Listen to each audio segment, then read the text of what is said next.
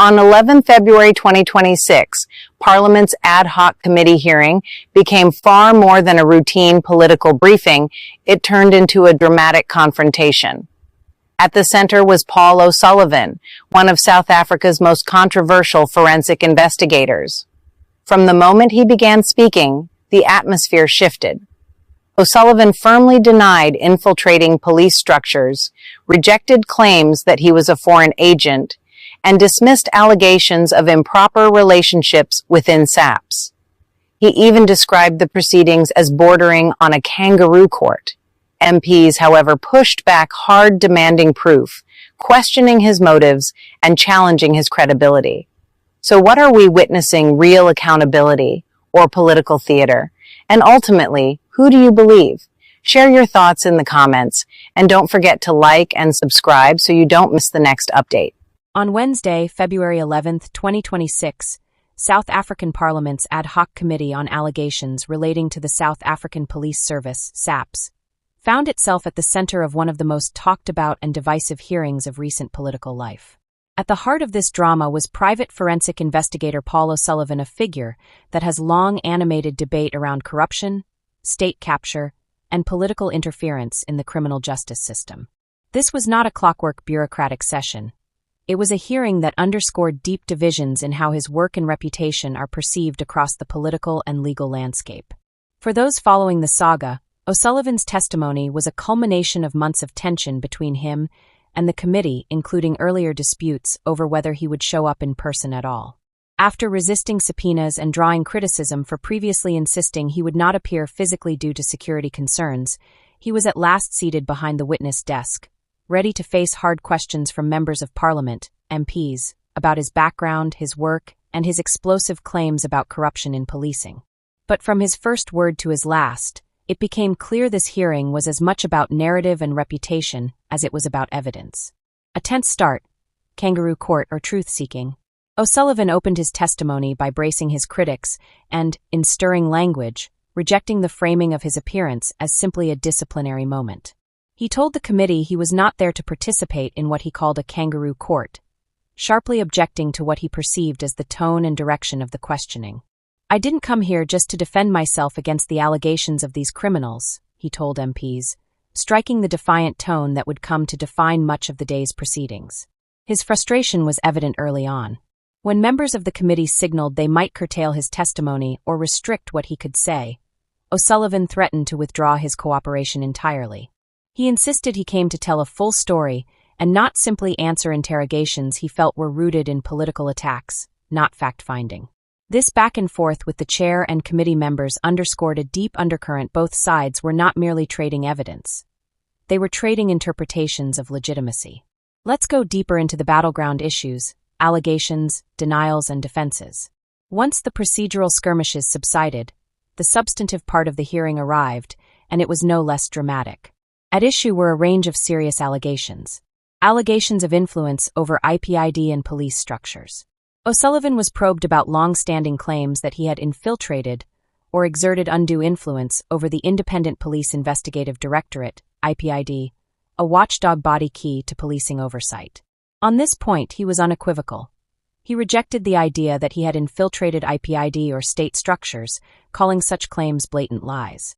He explained that his involvement with IPID stemmed from opening a case against then-acting National Police Commissioner Kamatso Falane in 2016, which IPID allegedly refused to investigate for 10 months.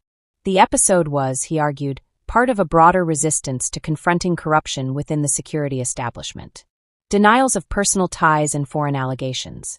Another area of scrutiny was O'Sullivan's personal relationships, particularly with the suspended Deputy National Commissioner of Crime Detection, Shadrack Sibiya. When asked if he had social or business ties with Sibiya, O'Sullivan forcefully denied any close personal relationship, stating he had never frequented Sibiya's home or social circle. His only known social interaction was a casual bray in 2016, a testimony that, by his own admission, he declined to further detail. In addition, under questioning about accusations that he was a foreign agent, O'Sullivan stated he held multiple citizenships, including South African, and rooted his loyalty to South Africa after decades of living in the country. He rejected foreign agent claims outright, reinforcing his identity as a committed South African and dismissing the allegation as baseless. Experience of arrest and torture.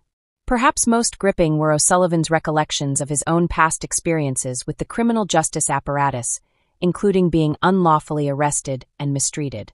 He described a harrowing 2016 detention where he alleged he was held in a cell with rats and sewage, subjected to intimidation and physical degradation.